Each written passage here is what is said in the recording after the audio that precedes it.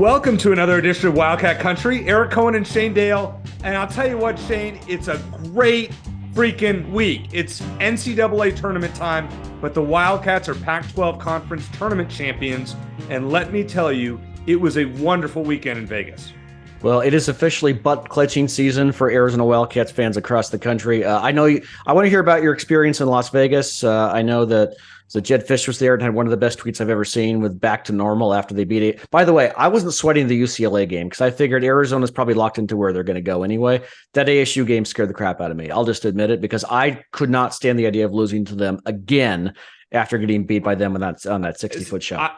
I agree with you. And remember, Shane, I tweeted this out. I was with a bachelor party, the majority of whom were ASU grads. So I was sitting next to ASU people. There were a few U of A's, and there was like 4 U of A's. You're surrounded by delinquents is what you're saying. Yeah, exactly. Yeah. So it's a close game. It's a 4-point game with 7 minutes left. And we all remember what happened a few weeks ago. Yep. It was a 10-point game with like 6 minutes left. Yeah. And then something happened, Shane. They just stopped. Basically, ASU just stopped scoring. They didn't make a basket in the last 7 minutes and 4 seconds. Yeah. And I didn't realize that until I saw the box score after the fact.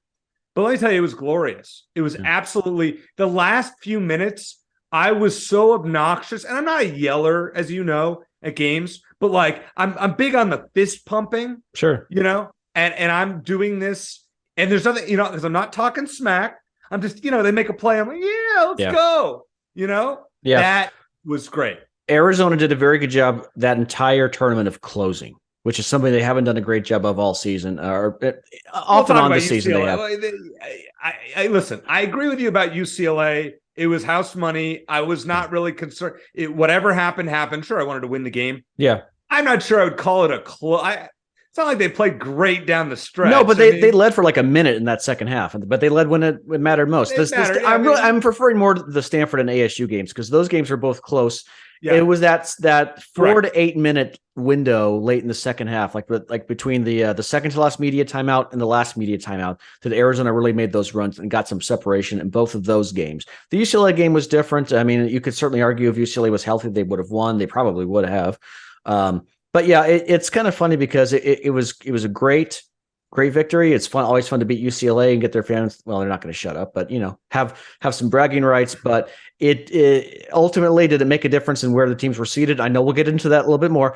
I don't think it made a difference. All right, I want to say this. I know this is going to be an unpopular take, but I'm going to say it anyways. And the majority of Arizona fans, great people.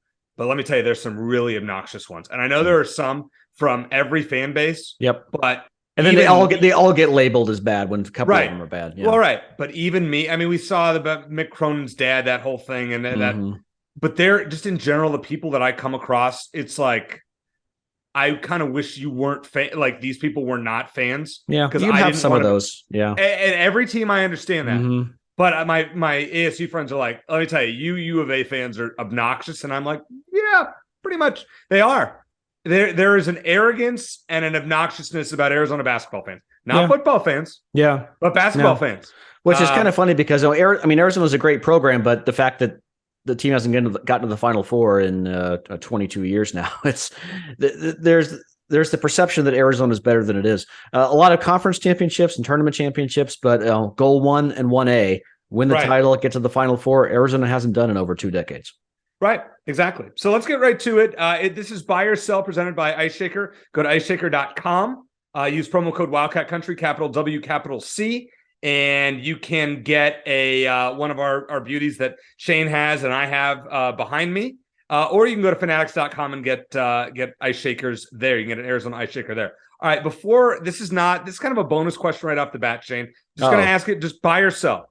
Okay. On the game-winning three-pointer against UCLA, Courtney Ramey should have been called for an offensive foul. Buy or sell? No, he didn't extend his arm. I think it was a weak call. And who was the guy? I mistakenly tweeted Tiger Campbell. It wasn't Tiger Campbell who was defending him. Who was defending Ramey on that play? I don't remember offhand. But whoever it was tried to sell it instead of trying to guard Courtney Ramey. If he had actually stayed on Ramey would have had an open look for three. He would have taken the shot, and who knows what would have happened. So I don't think so. It was such a if they're calling that, they better be calling 50 fouls in the game. You know what I'm saying? Yeah. Okay. All right. I just wanted to get that out of the way. Sure. All right. Number one, Shane, Arizona got hosed by not being in the West region by yourself. I'll sell it. They could have easily been picked to go to the West. Both teams had a case to be the 2 seed in the West. In other words, be more highly ranked than the other. I think was it UCLA was the overall number 5 seed and Arizona the number 7. I think is what ended up happening. Yeah, Arizona can make the case. Look, we have a lot of great non-conference wins. We beat UCLA 2 out of 3, but UCLA can come back and say, hey, we haven't lost to any bad teams, unlike Arizona, and we won the Pac-12 by 4 games. And I think that's what ultimately won out. I don't think that Saturday's result actually mattered in terms of the seeding, which is a little kind of sad. It was really that tournament championship was really more for bragging rights than anything. But no, and look, we'll get more into the brackets later in the show, but I don't think that Arizona is like the West region would have necessarily been better in terms of home court advantage. Sure. But in terms of the level of opponent, I don't necessarily think the West is any easier, but did they get hosed by, being slighted in favor of UCLA? I don't think so. Both, like I said, both teams have a case, and I think Arizona is probably seated about where they should have been. All right, I got so excited to get into the show. We didn't even preview the guests. In the second segment, Casey Jacobsen from Fox Sports going to join us. In the third segment, our buddy Blair Willis going to make picks with us. Yep. Former SID at Arizona. So glad to have both these guys on tonight on this program. All right, 1A, Shane. Overall, though, Arizona's draw is better than expected until the Elite Eight by yourself. It's kind of a mixed bag. I'm kind of surprised that Alabama seems to really be the consensus pick to win the national title. They're very good, but I wouldn't put them head and shoulders above everyone else. At least Purdue and Houston and Kansas and a couple of others, including Arizona. But you look at that side of the bracket. I'm actually a little more concerned about some of the lower seeds. Creighton in particular, which played Arizona very tough in their game in Maui. Utah State, which I'm going to ask Casey about. Utah State, just on paper, concerns me quite a bit. Mm-hmm. I think they're more equipped to do well against some of the higher seeded teams like Baylor and Virginia. But yet you look at it, it's someone posted, I forget what side it was on, that the South region is the most balanced region in terms of there's Alabama's a great team. There are a lot of good teams, but it's not like a stacked region. So I'll leave it at that. All right, I'm going to answer both these questions at once because I didn't give my answer. First of all, anybody that says that Arizona got hosed by not being in the West region, UCLA beat them by 4 games in the Pac-12. Right. Yep, all you need to know. I mean, I understand you beat them 2 out of 3, but Arizona also has a lot worse losses than UCLA does. So and by the way, UCLA was without 2 key players on Saturday night. Right. No excuse. I love that Arizona won. Don't get me wrong, but I'm just trying to be realistic. Like, I think people tweeting and saying, "Oh, Arizona got hosed," I don't agree with that. Number 2, the second part of this, did Arizona's draw is better than expected? Yeah, I'm buying that. I think, as good as could. I mean, I don't think much of Missouri. Utah State's tricky if they get hot. Creighton's a little scary. Baylor has not played well down the stretch. So yeah, I'm actually fine with that. Alabama is what they are what they are. But if they get to the Elite Eight, can we really complain? Probably not. But there is no truly elite team in the college basketball this year. There are a lot of great teams that are fantastic when they're playing at their best, but no one's unbeatable. It's a really wide open year. If I told you at the start of the year Arizona's getting to the Elite Eight, would you take it? Yes and no. Yes, in that it would be a great accomplishment considering what they lost. No, in that I'm sick of getting to the Elite Eight and not getting to the Final Four. Next year, Arizona will be in the Final Four. Okay, just telling you that. We'll see. Shane, number 2, the most impressive part of Arizona's Friday and Saturday wins, and because you can't really call Thursday when they give up 80-some points, was their defense by yourself. Easy buy. Yeah. And UCLA did miss some open shots at the end of the game, including that 3-pointer that could have easily gone in. Arizona did a much better job closing out. There was one possession in particular late in the game where UCLA headed to shoot it was Tiger Campbell shot a long 3-pointer that was an air ball. It was a great defensive possession. Arizona locked down on ASU. They played well against ASU defensively all game. They just finally got some separation late, but it shows that it was a reminder about where they were in the middle of the season when they really rose in Ken Palm from like number 70 in adjusted defense all the way up to like 30 something. So it shows they can do it. It's tough for them to play great offense and great defense at the same time. But yeah, the defense was the big story in those last 2 games. Yeah, I would agree with that. I mean, Saturday I thought it was actually going to be kind of a higher scoring game. I was wrong about that. In the second half, there was like nothing going on. It was both teams locked down defensively. We know UCLA can really D up, but I mean, Arizona won the game because UCLA didn't have big men. I mean, they were down, Bona getting hurt on Friday. These other guys they put in there, the spitter ETN, he stinks. And then this other guy that came in for 5 fouls and literally didn't do anything else. The rest I forgot ETN was the guy who spit at McHale last year. I completely forgot about that. Yeah. But yeah, look, I think UCLA is a more balanced team, but Arizona earned the wins, and they beat UCLA while scoring 58 and 61 points. Go figure. Go figure. Yeah, that's right. And I was at both those games, by the way. Yeah. Not pretty. Number 3, Shane, apparently Umar Ballo broke his hand on Friday. This is reason for concern over the next few weeks by yourself. Yeah, I'll buy it. Fortunately, it's his left hand, not his right. Otherwise, if it was his right, it'd be a lot bigger deal. But he seemed like he was doing okay with it against UCLA. But yeah, when you got 2 fingers taped together, and then that and Kirk Reese's shoulder is cause for concern. But look, if you can get to the NCAA tournament with all of your guys playing and like at least at 80%, that's a win. Okay, and I think Arizona's in better shape than they were last year when Kirk could barely walk. So it's a concern. I don't know how big a deal it's going to be. He's got a few more days to heal up. I know it's a broken bone. It's not going to heal up by the Princeton game. So it's a concern, but is it going to be the difference between them, going to the Final Four or not? I don't think so.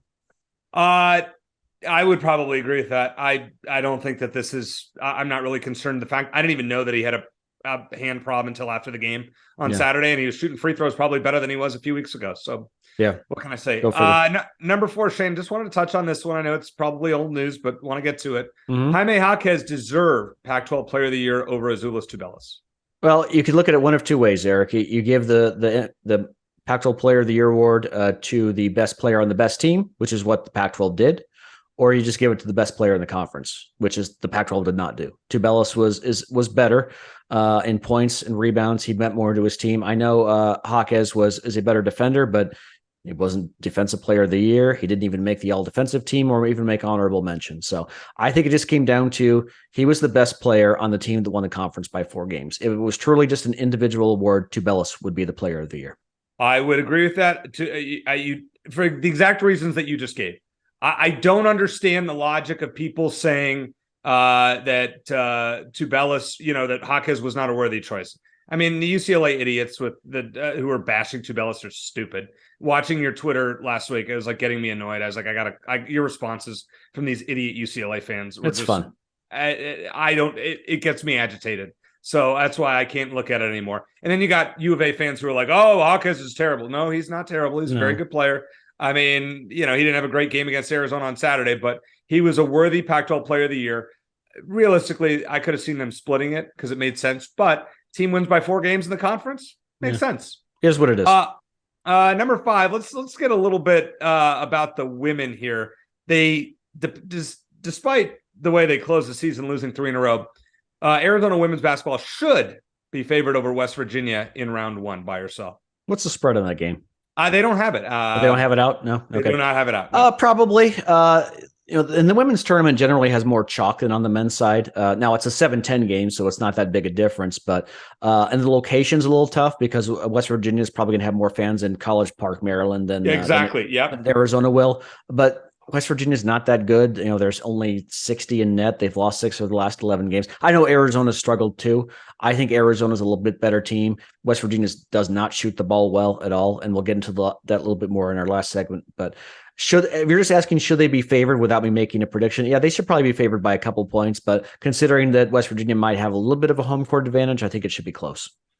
All right, I think Arizona's going to. Well, I don't want to give it away, but the spreads won't come out until Friday or whatnot. Whenever they play Friday or Saturday, I don't even know offhand. I have to look that up. Before later in the show, we'll look that up. Arizona will be favored probably by a couple of points. West Virginia kind of lucky to get in, maybe one of the last teams in the tournament. They're a 500 team most of the season. Yeah, I mean, this is a team Arizona has to beat, and if they don't win, then we're gonna probably have some discussions. Adia still deserves a lifetime contract. Just saying that. Oh, for what? Yeah. We're going to have discussions as to what went wrong. That was there team chemistry issues. Why didn't Adia generate offense? Like, I would like to have her on, like, legitimately ask her, like, what happened? She'd be straight up. She's straight with us, and she'd tell us, yeah. If Arizona beats West Virginia and loses to Maryland, okay, I understand that. Like, They're the home team. They're a number 2 seed. They probably should win. But Arizona dropped a lot. They dropped a lot because in that first projection a few weeks ago, they were a 4 seed and they lost their last 3 games, and that dropped them all the way down to a 7. So I was thinking 6 or 7, but that was even further than I thought they would drop. Well, that's what I mean. Listen, they haven't beaten a great team outside of McHale Center, have they? Well, UCLA and USC, they beat. They're not great, but they're good. I mean, UCLA is a 4 seed in the tournament. So I mean, and they had chances against Utah and Colorado too. I mean, probably games they should have won. And right, the Utah game in particular, yeah. Losing those games probably cost them. I mean, if they had swept those, Arizona's at least a 5 seed. Yeah, no doubt. My opinion there. All right, bonus question here. It's not a buy or sell, but I'm going to ask it anyways. The coach you trust more in the NCAA tournament, Adia Barnes or Tommy Lloyd? It's such a small sample size. I mean, Adia's gotten to the national championship game. I think that was really more, all due respect to Adia, that was the Ari McDonald show as opposed to Adia. Tommy Lloyd, it's such a small sample. It's really a small sample size with both of them. This is Tommy Lloyd is only his second year as a head coach, as much as we sing his praises. But obviously he was part of Gonzaga teams that made deep runs, got to the championship game twice. So probably Tommy. But this is his second tournament. Adia, it's her third. So it's hard for me to go against Adia because she got into a championship game. But again, I think that was the mainly because of Ari McDonald. So I would lean Tommy, but that's a tough one. I saw you post that question earlier and I'm still struggling with it. Yeah, I would probably lean towards Adia just for one reason, because of what she did. I don't think it was just the Ari show. The game plan against Connecticut a few years ago was masterful. That's a good point. And okay. You know what? I'm changing my answer. Okay, that's fair. There's nothing I saw from Tommy Lloyd last year that was masterful in the tournament. Getting there, the regular season, Pac-12 tournament, great. Yeah, they almost lost in the second round. As of right now, and I will probably ask you this question in a couple weeks, and we'll get right back to it. I'm taking Adia Barnes just based on the strength of what we saw the other year and the adjustments she made in those games. Now, the bracket had to shake out right. Listen, if Alabama loses before the Elite Eight, like the bracket shapes up so well for Arizona. The one thing that concerns me, there are 2 people. I was looking at brackets today in advance of this program. Now we're recording this on Monday night, and we talked to Casey last night. So when we had a chance to speak to him earlier on Sunday night. There are 2 experts that are notable that picked Arizona to win it all. Dennis Dodd, who we had. No. But worse, Shane. What? Jay Billis. No, he didn't pick Arizona to win it all, did he? Really? I thought Arizona I watched that. And on ESPN.com, he has Arizona over UConn. I don't want anyone picking Arizona. I'm sick of it. I want them. I want them to be under the radar, and among most people they are. But yeah, I don't want anyone picking the Wildcats. I want them to bonus question number whatever today. Right. Did Jay Billis pick Arizona just to jinx them because we know he doesn't like U of A? No. But I don't think so. But of course, all the ESPN guys picked Duke to get to the Final Four, which is. I mean, the bracket, Purdue's garbage. I mean, I will not pick Purdue. That bracket, that region, I wish Arizona had gotten in Purdue's region. Then I'd be picking Arizona in the Final Four. You never know how things are going to shake out, though. Like I saw a stat earlier today that's like the last 20 favorites, like the number 1 overall seeds, like 3 or 4 of them have won the championship. So you just never know how things are going to shake out. We will talk to Casey Jacobsen, see what he has to say about Arizona's draw. Does he like where they're at? And much more here on Wildcat Country.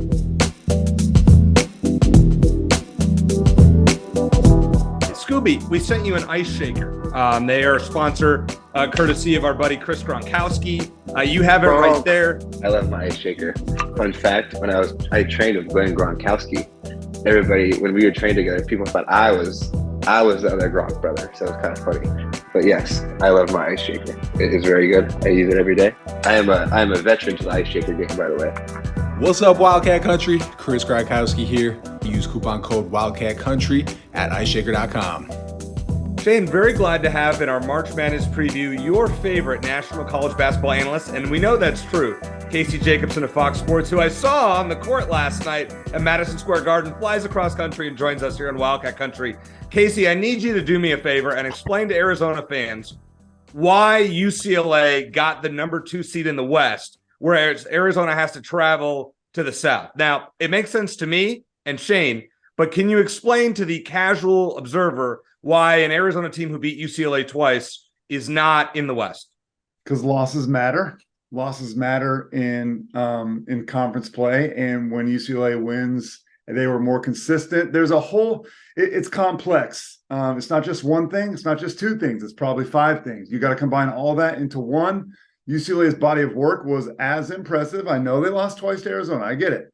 Their body of work from start to finish was as impressive as any, two seeds. Not talking one seeds. As impressive as any two seeds. They were consistent. They were consistently good. Now, did Arizona have some weeks or moments that were better than UCLA? Absolutely. But they also had some dips that UCLA simply just didn't have. That UCLA lost a couple of games in the non-conference by really close margins to Illinois and Baylor. And the computer numbers matter too, right? Like, so all that stuff, you throw it all together. And then I also think last point is this. I do think it matters that UCLA was missing two starters in that Pac-12 final. And if you're an Arizona fan, you're listening to this right now, and you're like, it shouldn't matter. Everybody goes through it. It's not true.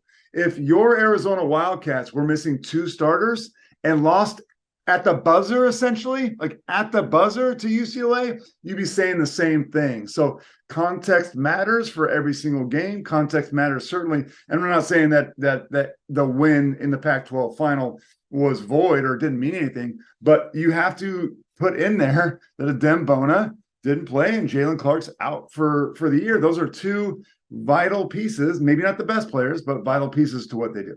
Yeah, and my takeaway, Casey, was that I feel like Arizona would have been placed in the same exact spot regardless of the result in the Pac-12 tournament final. And I think Arizona had higher highs this season, but they also had lower lows. I agree with you on that. We've had a little time now, just a little bit to digest the bracket. Give us your overall take of the South region where Arizona's at. How does it compare in terms of just the great teams in that region compared to the other regions? So, again, we've only had like maybe an hour and a half. I took a nap after the selection show, so I probably had less. I flew cross country, so I needed a little bit of time to recoup. I think the South and the East are the two most open. I'm not going to say weakest because that's the wrong word to say. The most open and maybe unpredictable regions, in my opinion. So that's great news for Arizona. Alabama is a super strong one seed, though. I would say one of my notes, you guys, and I guess we can just get into it now. One of my notes on this tournament is the one seeds are all very vulnerable in different ways. Each one seed. Now, Alabama's the least vulnerable, but they are, in this regard to me, they are going to be the tournament's villain. The way they handled that whole situation with Jamea Harris, the young woman who got murdered, and that whole thing. A casual basketball fan, many women, might I say, I'm not going to speak for all women, but like my wife is like, I can't root for Alabama. The way that they butchered this whole deal, like I want them to lose. And she doesn't know anything about Alabama. So I think there's going to be a little bit of that. They're going to have to go to wherever they're at and deal with that. And can they deal with that? They have proven that they can over the last couple of weeks, but it's still a thing, okay? The other number one seeds, Purdue is a one-man show. As good as Zach Edey is, man, like if Zach Edey has one off night, I don't see Purdue going anywhere this year, right? So there's them. Houston, Marcus Sasser just, strained his groin. Marcus Sasser is the heart and soul of that team. They're still good enough to advance deep, no doubt.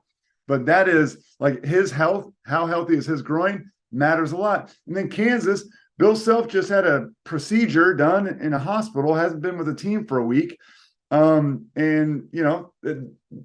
vulnerable there, I think. It just throws off your rhythm and timing. So, but going back to Arizona's South region, they do have to deal with Alabama if they can get there. But I'm not worried about Princeton. They do have one very good player. We can get into that later if you want to. If it goes chalk, they'd have to meet Missouri, who is a really interesting and potentially dangerous team. Although I think Arizona is like balanced more, and they have actually players that will hurt Missouri down low in particular. And then, maybe Baylor or Creighton are the other two teams that are in Arizona's bottom part of the region that they'd have to play to get to an Elite Eight or a Final Four. I know Creighton really well. Creighton was a top 10 team. They played them in Maui, but you guys know that they played them in Maui. Creighton is much better now than they were if you would ask me about 6 weeks ago. They're playing much better now.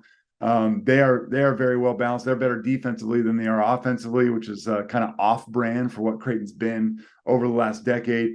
Baylor's been all over the place, though, guys. Some nights I watch them and they look unbeatable, and other nights their defense is not elite, although neither is Arizona. So some similarities there in athleticism and strength in offense versus defense. So I have Arizona getting to the, where am I bracket? I have them getting to the Elite Eight and losing to Alabama. And I think that's probably where most people have them. I want to touch on a team you didn't mention, Casey, and that's Utah State, because that team concerns me. They were on a hot streak. They'd won 7 in a row before they got to San Diego State in the Mountain West championship game. They are number 18 in net and number 18 in KenPom, despite being a number 10 seed. They're the 4th best team in the country from 3-point range. Arizona has trouble covering the 3. Tell me why I should or shouldn't be concerned about that potential matchup. I mean, I don't think you should be that concerned for a couple of reasons. So the one reason to be concerned, if you play a team that can shoot it, you are essentially on upset alert. It just is what it is. That in a one and done scenario, that's why this NCAA tournament is so amazing, and that's why they call it March Madness, because a team like Utah State, when playing well, they will shoot it. Stephen Ashworth has over 100 threes on the year. Okay, one of the best 3-point shooters in the Mountain West. Stephen Ashworth and Jared Lucas. You remember Jared Lucas from Oregon State, transferred to Nevada, played for Steve Alford. Those were the 2 best shooters in the Mountain West Conference. You can't leave them open. You got guys like Max Shulga as well who can shoot it, and then Taylor Funk as well. Taylor Funk, a 6'9" power forward who doesn't really want to play on the block. He wants to shoot the 3. So this is a team that will spread you out. But defensively, they're not stout. They're not super big. They do have one 7-footer, but he's not. So his name is Trevin Doris, and he will be able to, have 5 fouls against Ballo and Tubelis. So it's not like they're tiny. But the rest of them, they're not like a big, stout, strong team. They're not super athletic, and they're not great defensively. And the last thing I'll say about Utah State is this. They're amazing at home. They play in this, it's called the Spectrum. And they are really hard to beat there. Their fans go nutty and wild. This team struggled on the road, and I don't know if they're going to be able to, if they meet Arizona in the second round. Their fans will travel, but not like Tucson fans will, and they're not in the Spectrum anymore. So this team has not won an NCAA tournament game in a while. So it'll be a new stage for everybody in a Utah State uniform. And that's a great point, Casey. Is the away from home? I haven't really. At the time of this interview, I haven't dove into it yet to see, what that looks like, but that's a great tidbit that you gave us. So appreciate that. When I look at this Arizona team, I say they're not as talented as last year. We all know that. They lost Ben Mathern, who's a lottery pick, Dalen Terry, who is almost a lottery pick, and Koloko, who's almost a first-round pick. So we know that. But the teams that gave Arizona trouble last year were defensive-minded teams. TCU in the second round and Houston in the third round. In Arizona's region, who is the team defensively, or who are the teams that we need to kind of focus on and say, this is a team that can hold Arizona below 70 points, and they may not be able to get it done, like we saw last year? Yeah, so the good news is in that bottom half of the South, there is no defensive team that I'm like, oh my goodness. The one would be Creighton. Creighton's the 6th seed. Yep, Creighton's 6th seed. Creighton is a top 25 defensive team in the country. They have Ryan Kalkbrenner, he didn't get the defensive player of the year this year, but last year he was the defensive player of the year in the Big East Conference, 7'1" center, really good shot blocker. And Creighton is a team that, besides Kalkbrenner, they're going to switch 1 through 4, and they're all pretty good athletes and pretty good defenders. Creighton is definitely the strongest defensive group. But the rest of that bottom half, like Baylor's not very good defensively. It's been their, it's been their Achilles heel all season long. It's why they've been inconsistent. Missouri is an interesting team. They're coached by Dennis Gates, former Cal Golden Bear. I played against him during my Stanford days. Done a really nice job in his first year in Missouri. They only won 12 games last year. They've won more than 20 this year, which is incredible. Overall, Missouri is bad defensively. However, like as far as like Ken Palm defensive efficiency numbers, they're really not very good. But when you watch them play, they're one of the best teams in the country at turning you over. They're super aggressive. So I would call Missouri a high risk, high reward defensive team. They're really strong on offense. They shoot it at all three levels, including their big guy, Kobe Brown, who's one of the better players that no one's ever heard of. But like Missouri will trap you. That like if Missouri plays Arizona, they're going to trap Kirk Reeser. They're going to trap Courtney Ramey aggressively. And I know that the best Arizona offensive players are Tubelis and Ballo. They almost don't care. They're like, we're coming after you. We'll trap you even if you're 25 feet from the basket, or they will switch all ball screens knowing that there's going to be mismatches, and they're just going to kind of fly around and try and be active. So if they play Missouri, look out for just like that high risk, high reward. If Arizona takes care of the ball, I actually think that it'll be a really bad matchup for Missouri. But if they don't, look out. That one's going to be a close one.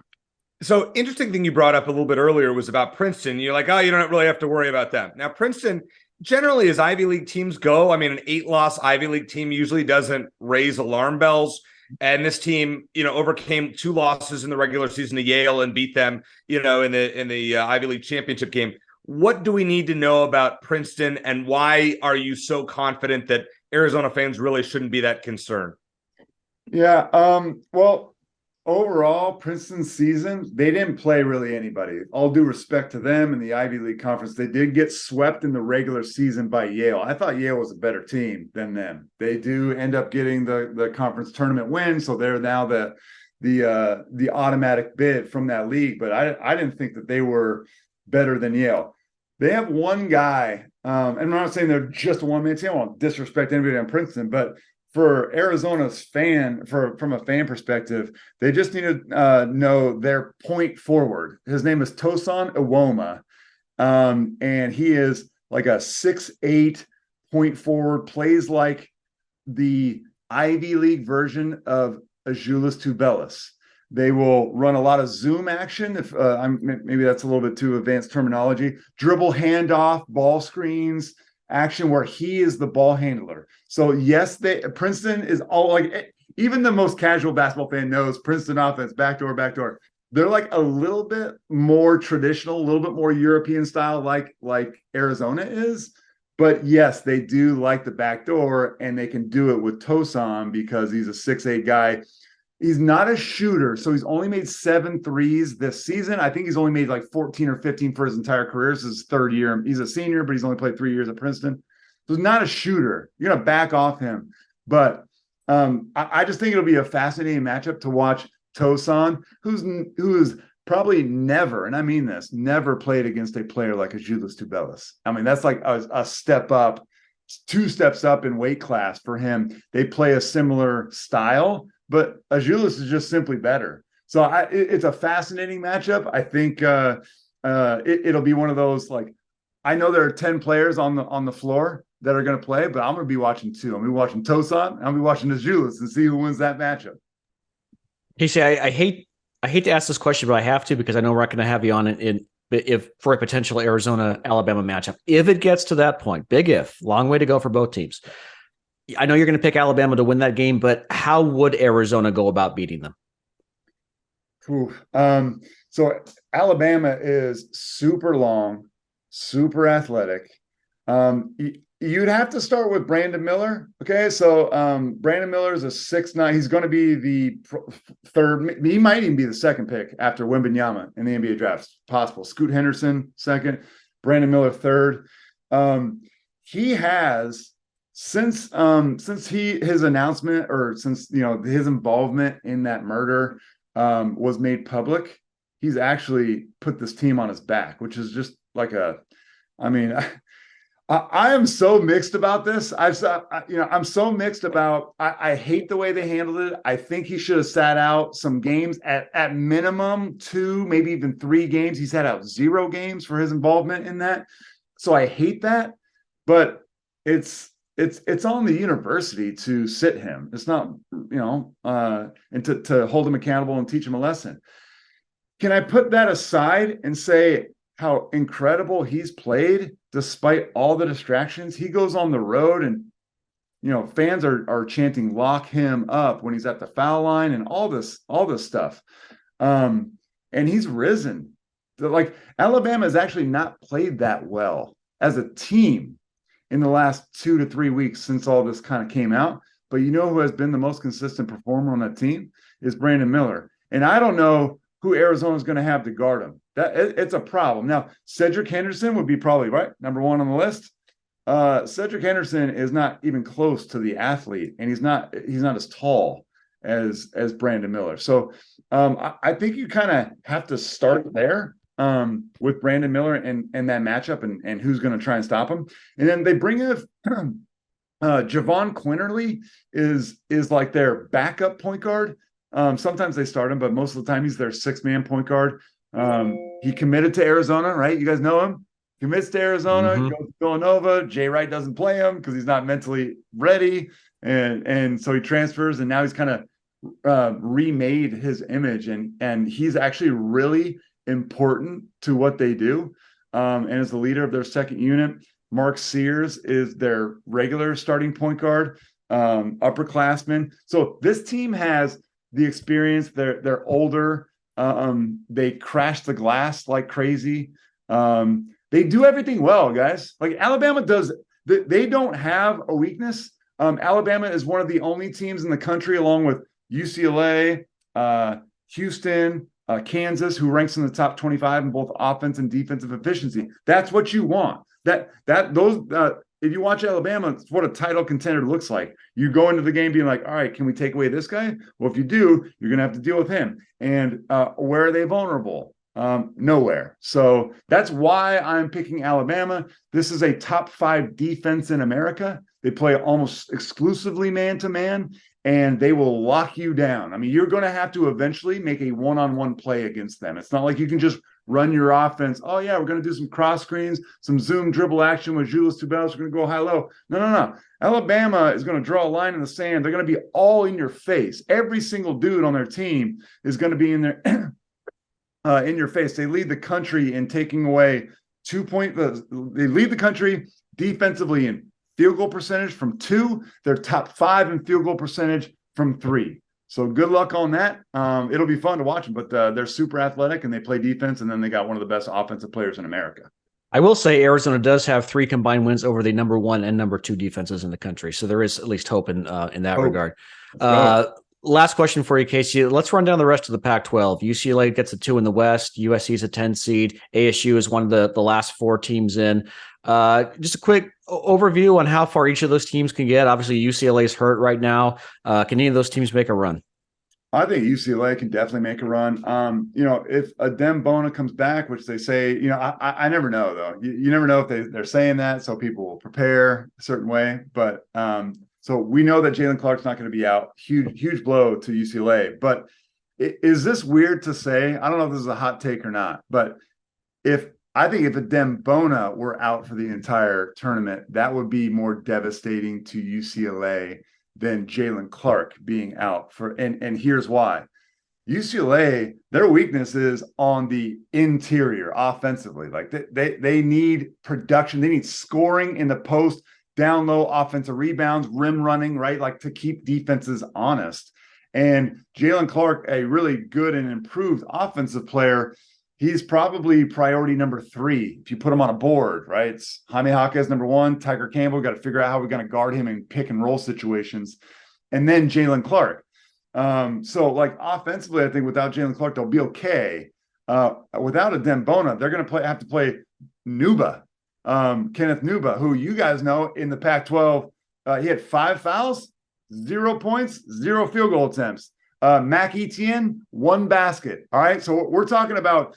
UCLA is supposed to be a top 5 team in America, top 5, top 6 team in America.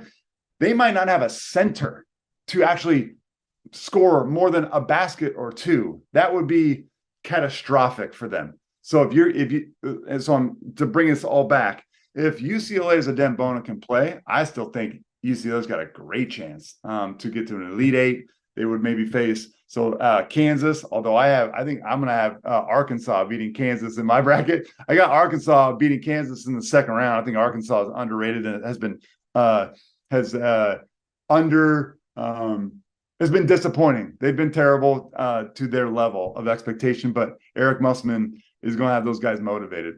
And then so Arizona State, right? Arizona State's playing in the 11th playing game. Mm-hmm. Dude, how interesting is it? I love when the NCAA selection committee throws us a couple of little interesting nuggets, like Des Cambridge and Warren Washington both transferred from Nevada to Arizona State, and now they got to go and play again. I just find that really awesome. And then also, Bobby Hurley and Steve Alford, they've coached against each other before, and their playing careers, like kind of, awesome white boys in the NCAA tournament that were like unguardable, unstoppable. And now they're coaching. I think that's super cool too. So can't wait to watch that game. And then who's the other Pac-12? USC. Who's USC playing? Who we got? USC, Michigan State, correct? Yeah. So I know a lot about Michigan State. I covered Michigan State in the Big Ten for Fox and FS1 all season long. Michigan State is good, but not great. Like they're always pretty consistent, right? You start with Tom Izzo. They're older. They got AJ Hoggard at point guard, Tyson Walker, both seniors, and then a fifth-year senior in Joey Hauser. But none of those guys are NBA players. None of them are like, bona fide, considered All-Americans, or even like, I think one of them was a first-team All-Big Ten guy. But they just have a bunch of dudes who are old and tough. They don't do anything super well. But you could also say the same thing about USC.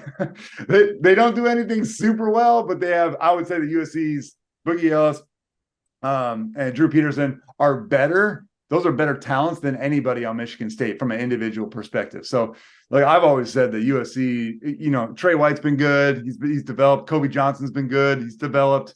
But man, we all know that this team isn't going to be beating anybody in the tournament without Drew Peterson and Boogie Ellis. Not just going off, but like being studs, being first team all Pac-10ers. They got to show up. All right. So I got to ask you one last question, Casey, putting you on the spot. I know it's early. You've just looked over the bracket very, very quickly. Give me one team that's a super sleeper that if people are picking their brackets that they want to take a look at to maybe advance to at least the Sweet 16, other than Arkansas, who you just mentioned. And secondly, who would be your pick as of right now to win the national championship? So, I've loved St. Mary's all year, and I just think that they're really, really hard to play against because, I just said, some teams that don't do anything well. St. Mary's does almost everything well. They're just not super athletic. St. Mary's doesn't have like the NBA athleticism, but they got size. They got really good really good passers at every position, shooters. They can play inside out. They're going to play that slow tempo. They've been highly ranked in the net all year long. So, but they got a 5 seed, which I think is a little bit low to me. Watching them play, I'm like, I think St. Mary's is better than a 5 seed. UConn as a 4. So those two teams are in the same region, by the way. They're going to play second round. When UConn's on, this is a top team, maybe the top team in the country, but like they're not always on, right? So that to me are two sleepers that are going to play each other. So that's in the West region, UCLA's region. St. Mary's and UConn, that'll be the best 4-5 game in the entire tournament, in my opinion. Two teams that I know well and respect and see. The winner of that game, to me, sleeper, could continue to advance. Wouldn't surprise me at all if they get to an Elite Eight. UConn wouldn't surprise me if they won the national championship. Awesome. You have it right there. That is some major awesome breakdown early on with just getting the bracket a couple hours ago when we were recording this. Casey, thank you so much for taking the time as always. Great catching up with you. Great analysis. And I'm sure we're going to talk to you again sooner than later. I appreciate you guys, man. Good luck on our brackets because we're all going to need it, man. Who knows what's going to happen in this thing.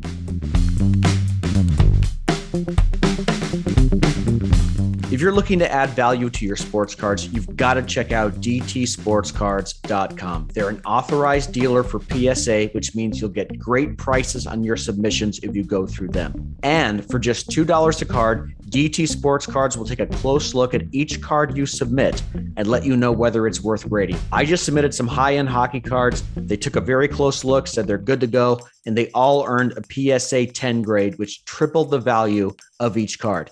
DT Sports Cards is located right here in Arizona. They provide quick, personalized service through email or direct messages. Find them online at dtsportscards.com and check them out on Instagram at dt_sportscards.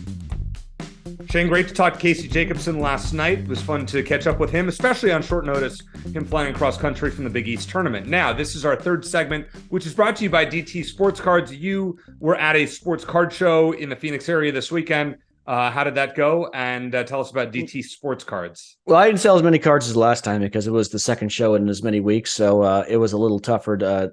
But I did drop off another PSA submission with David, DT Sports Cards. He's already gotten back to me and told me, these cards aren't any good. You should not submit those for grading. These definitely do. And so I said, go for it. He's never steered me wrong. He's saved me a lot of money. So check them out. If you'd like to grade sports cards, dtsportscards.com. You can save some money going through them. He'll look at your cards for $2 a card. Definitely hit them up if you're a card collector. Love it. All right. Now our special guest number 2 of the show, Blair Willis, who's the all-everything SID for a long time at Arizona, and knows a lot about everything, I feel like, when it comes to Arizona sports. So we have him on to make picks with us. But first, I want to talk a little with Blair about baseball and softball. The baseball team has won 8 straight. They're at Cal State Fullerton and at UCLA this week. Just your thoughts on what you've seen from them and what do you expect this weekend? And real quick, Eric, I think the Cal State Fullerton game got canceled because of bad weather. Did? Yeah. Oh, okay. Thank you. Yeah, they've got some inclement weather, obviously, coming into the West Coast this weekend, so they went ahead and canceled that game at Fullerton. But no, I think baseball is off to a really good start. Opened the season with an impressive win over a highly ranked, highly acclaimed Tennessee team. I watched some of that game. I've caught a little bit of some of the other games, and I was actually out at High Corbett yesterday to see them in person. They got a sweep of Cal this weekend, so started the Pac-12 conference season 3-0. I think the biggest question for that group is still figuring out its starting pitching, but I think it's got a top guy for Friday nights in Nichols, and then a good offensive lineup. Bullpen's doing well. So I think the baseball team's going to be able to put together a pretty good spring here. Should be a tournament team again, and we'll just see how good that Chip Hale and that club can get. But I like what I see early on. And Kiko Romero is the Pac-12 Player of the Week. Arizona first baseman. Softball, we almost had a perfect week for Arizona. The big sports there. Basketball went 3-0. Men's basketball went 3-0. Baseball went 4-0 last week, and softball was 2-0 and then fell on Sunday to ASU. Still won the series. Your quick thoughts on them, Blair? Well, that's a big win. Softball's been down a little bit the last couple of years and it's really struggled. It's kind of been a monkey on their back against ASU. ASU's kind of asserted itself the last couple of years. So to open conference play there, for Caitlin Lowe and Taryn Mode in that group, I mean, that's a great way to start the conference season. Should give them a lot of confidence. Still need the pitching to come along a little bit, but it's a good offensive lineup. And they're going to have a chance to get some things going too as the weather heats up and the diamond sports get going here while we all watch March Madness. I like that. The diamond sports, and actually both are pretty good. So we have, once the men's and women's basketball team lose, at least we have some interesting teams to talk about for the coming months. And we also, at some point, I want to have you on, not obviously this show, but I want to talk to you about Big 12, and I want to dive into that. We'll wait until things get, a little bit, we get past basketball and go from there. But all right, let's start with our bracket breakdown with, I'm going to ask you guys 6 questions. You guys answer however you want. Shane, I'm going to start with you on this one. Will the Arizona women win at least one game? Yeah, I think they'll beat West Virginia. Like I mentioned, West Virginia is they're number 60 in net. They're not that good. They've been a 500 team for the last couple of months. They shoot 39.2% from the field, less than 29% from 3-point range. So I know Arizona struggled down the stretch, but I think they pull it together, win that game. I think the seniors, Kate Reese, Shayna Pellington, knowing that it's their last game in an Arizona uniform, they go all out. I think they're going to give Maryland a hard time too. I'm not going to pick them to win that game, but I think they get past West Virginia. Okay. I would agree with that. I think they get past West Virginia and probably lose to Maryland. How about you, Blair? What do you think? Does Adia Barnes' team have at least one more win in 2023? Yeah, I'll go 3 for 3. I think they will. Disappointing into the regular season, but just the way the schedules work out, conference tournament into NCAA tournament, there's been a little bit of a break. So opportunity for them to kind of regroup, maybe get rested up a little bit and re-energize for the postseason. That's going to be a hungry team. I think they're going to be very hungry. Coach Barnes will get them going. They've got some veterans on the team. It's going to be tough going across the country, but I think it's going to matter to them. And I would be surprised if they don't have a very inspired effort. And sort of like Shane said, if they can get through that first game, they can leave everything on the court, in that second round game. So I'm excited to see what they can do. And I think they'll make a good little push here after some time off. I like that. All right. We're going on the positivity train. Number 2, let's see if we can keep the positivity train going. All right, Shane, I'm going to start with you on this one as well. Will Arizona men's basketball make it to the second weekend? I got to be honest. I was set to have a lot of people unfollow me on Twitter by picking Utah State over Arizona in the second round. But Casey Jacobsen talked me off that ledge. I still think it might happen. And of course, Utah State's got to get past Missouri first. But Casey, if he thought Utah State had a good chance to win, he wouldn't be shy about saying it. So I think it's going to be a nerve-wracking game because I think this team just doesn't have a lot of margin for error. I think the game against Princeton is going to be close too, closer than we'd like for. I bet you it's going to be close until the last that 4 to 8 minute range, like they did against Stanford and ASU. I hope I'm wrong, but I think it's going to be just one of those games. What do you define as close for the Princeton game? Single digits. Yeah. Okay. Until the last 4 to 8 minutes, okay. 4 to 8 minutes to be clear. But I think Arizona is going to find a way to advance to the Sweet 16, but I think it's going to be every bit as nerve-wracking as it was last year. Oh, God. No. Yep. Blair, are you going to side with me who says it's going to be easier than last year, or are you going to side with Shane where we're all going to be sweating on Saturday? Well, I mean, I want to side with you, Eric. I want it to be a lot easier than it was last year, but you get to this time of year, you can't guarantee anything, and you take 1 point win, you take an overtime win, you take whatever you can get just to get it. So, like Shane said, it's a difficult matchup for both Utah State. That's going to be a heck of a game. I mean, whoever wins that game is going to be a tough challenge for Arizona, regardless. I'm just at the point. I've watched Arizona. I mean, as we all have, we've been fortunate to watch a lot of NCAA tournaments. I think you just got to take it one game at a time. Let's see how Arizona takes on Princeton. Has potential to be a little bit of a difficult, matchup because of the style. But really what Arizona got to face in the Pac-12 tournament, facing a Stanford team that can stretch it at 5 different positions, facing an ASU team that spreads you out with a lot of athleticism and a lot of guards that can shoot, UCLA, a lot of isolation. I mean, I really think some of the things that give Arizona trouble on the defensive end of the court, it faced all 3 of those things just right now in the Pac-12 tournament.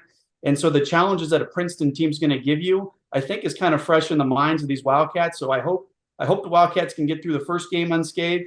And then when you get to that second game, I feel really good about this group. I think there's enough experience. But I can't tell you, Eric and Shane, if it's going to be 1 point or 10 points or whatever it might be. I just need it to be one more than whoever we get to face in round 2. And that's a great answer, Blair. It doesn't really matter, as you said, how many they win by, as long as they win. That's most important. It matters to my lifespan, but yeah, in terms of the NCAA tournament, it doesn't. I think we can all agree with that. I was telling somebody that this weekend, a non-U of A fan. I was like, you guys don't understand. Like every year, it's something. Yeah. So I think Arizona rolls Princeton pretty good. I think the game will be, you might be right, Shane. It might be close for a while, but I think about the 10-minute mark of the second half, I think Arizona wins this game closer to 20 than they do 10. So the line's 14.5 or whatever it is, 13.5. Because of that reason, the odds makers expect it to be a blowout. It's an interesting, real quick stat, Eric. I think it's interesting because Princeton is not a very big team, but yet they allow the second fewest second chance points in the country. Now, I know they played Ivy League teams, but still, it's an interesting stat. I know. And I mean, you're looking at the difference in that. This is why I want to play Utah State in the second round. I know those guys can shoot, but I also was impressed enough with Arizona's defense. I don't think Utah State shoots any better than Stanford did on Thursday night. That's Stanford shot the lights, but Arizona was way more athletic than Stanford. Yeah. Arizona is way more athletic than Utah State. But Utah State's a better 3-point shooting team than Stanford. They're the 4th best 3-point shooting team in the country. But Stanford was shooting 60% from 3 in the first half. I know. So, I mean, that's what I'm saying. Regardless, Arizona is way more athletic than those two teams. Missouri, I actually am concerned about. That's a team that, I'm not overly impressed with what I saw from them this year, but they're athletic. And they're a team that can run and gun. And I just feel like once Arizona gets ahead of Princeton, the game's over. Utah State probably, they can maybe shoot their way back in, but they're not athletic enough to guard the big men. Where, Missouri might be. I just think Utah State beats Missouri. I think Utah State outshoots Missouri and then doesn't shoot as well against Arizona. So you know what? That's my take on that. I think we all agree they're going to make the second weekend. All right, number 3. Blair, I'll start with you. Outside of Alabama, who is the biggest threat to Arizona in the South region? Well, we just went over, obviously, the second round options, Missouri and Utah State for Arizona. I think those are 2 intriguing teams. I'm going to I'll go with the 3 seed Baylor. I mean, they didn't finish the season great, but they're an experienced team, a tough team. Oddly, compared to their teams a couple years ago, they're not as good defensively as they once were, but they're a very elite offensive team now. So they would be able to score with Arizona. It would be an interesting matchup between kind of the size that Arizona has and really the guard play, the quickness that Baylor has. I think if I go back to the end of last season for Arizona, the one thing defensively that group couldn't do very well was really stop dribble penetration. Arizona was struggling with that again this year, through really the mid part of conference play. I think they shored that up a little bit, though, down the stretch. And even going to that UCLA game, there were some great moments, individual one-on-one and team defense moments for Arizona, stopping UCLA's dribble penetration with Tiger Campbell, with Bailey, with Jaquez. So I've seen some tremendous growth in this team. So I think Arizona defensively, if it shows up to play for 40 minutes, can slow down, good guards. But Baylor's got them. They got an abundance of them. They've got the experience. They've got a coach that knows the ins and outs of the tournament and what strings to pull with his locker room. So that might be the biggest threat to me, in the South. Shane, what do you think? Yeah, Baylor doesn't concern me as much as some other teams do, mainly because their defense is sub 100 in Ken Palm. I think Arizona it might be like 100 to 90 game, but I think Arizona could outlast them. I think their base could get their guys in early foul trouble and do a lot, which that's when free throw shooting comes into play, and Arizona struggled with that. But Baylor doesn't concern me quite as much as Creighton. I feel like Creighton, even though Arizona beat them earlier in the year, it was a close game. And I think Creighton is the kind of team that they play their best, they could beat anyone. I think the same is true of Arizona, but I think Creighton could win that potential matchup. Virginia could also cause some problems if they happen to get out of the top part of the region instead of Alabama, but I think Arizona would handle them. But to me, outside of Alabama, Creighton is the team that concerns me the most. Yeah, I would agree with you, Shane. Creighton's a team that in my first iteration of my bracket, I had Creighton beating Arizona. Rematch. It was a close game in Maui. They don't have much of a bench, but their starters, Kalkbrenner, and they have the kid from North Dakota State or South Dakota State, Shireman, the transfer. He's pretty good. They scare me a little bit. That would not shock me if Arizona faced Creighton, which I am predicting, and Creighton were to win that game. Now I'm going to go with Arizona in my bracket right now. I have Arizona getting to the Elite Eight right now. How about you guys? Shane? Well, let me preface this by saying last year I only had them going to the Elite Eight, and I got a lot of crap for it on Twitter, and it turns out I had them going too far. Yeah. I don't have them going quite as far this time. I actually, going back to what you said, Eric, I think if it comes down to Arizona Creighton, which I'm predicting, I think Creighton finds a way to beat them. And I'm actually we'll make our final 4 picks in a little bit. I think I just gave mine away, but I think Arizona is a Sweet 16 team. I put it this way, I'd rather face Baylor in the Sweet 16. I think if that was the matchup, I'd pick Arizona to get to the Elite Eight. Blair, do you want to spoil one of my questions and tell me that Arizona is going to make the Final Four? I'm putting Arizona in my Final Four just because I just do it every year. So long as I don't do it every year if Arizona is a bubble team or the years that we don't have a strong group. But I'm not going to jinx it myself. So I'll always put Arizona in that group to get to the Final Four. Kind of just, the counter to the Creighton argument. Creighton's a great team, but they're really about 5 to 6 guys. And I just think Arizona, while Arizona's not a deep team, there is some balance and some depth to the way Tommy and the staff are using the lineup and kind of rotating guys. There's interior depth. There's guard depth. I think there's that physical toll. Certainly Kalkbrenner would be motivated to have a bounce back game against Arizona because he really struggled in Maui, but in a way, I almost think that would motivate, Umar Ballo and Azulis Tubelis again to just assert their dominance. To circle back once more on Baylor, that team's beaten some really good teams all year, including UCLA, Gonzaga. They've got the Big 12 wins, so they're not going to be afraid of anybody. No. Regardless, they're going to have the confidence no matter who they play if they get through their first couple games. Let me ask you guys a quick question. Were you all surprised that you saw Ball and Vasar in the game against UCLA? And Vasar was awful when he got in the game. Do you think either one of those guys is going to make an appearance in their first couple of games? Yeah, they'll play it against Princeton. I hope they do. Well, yeah. And I wouldn't be surprised.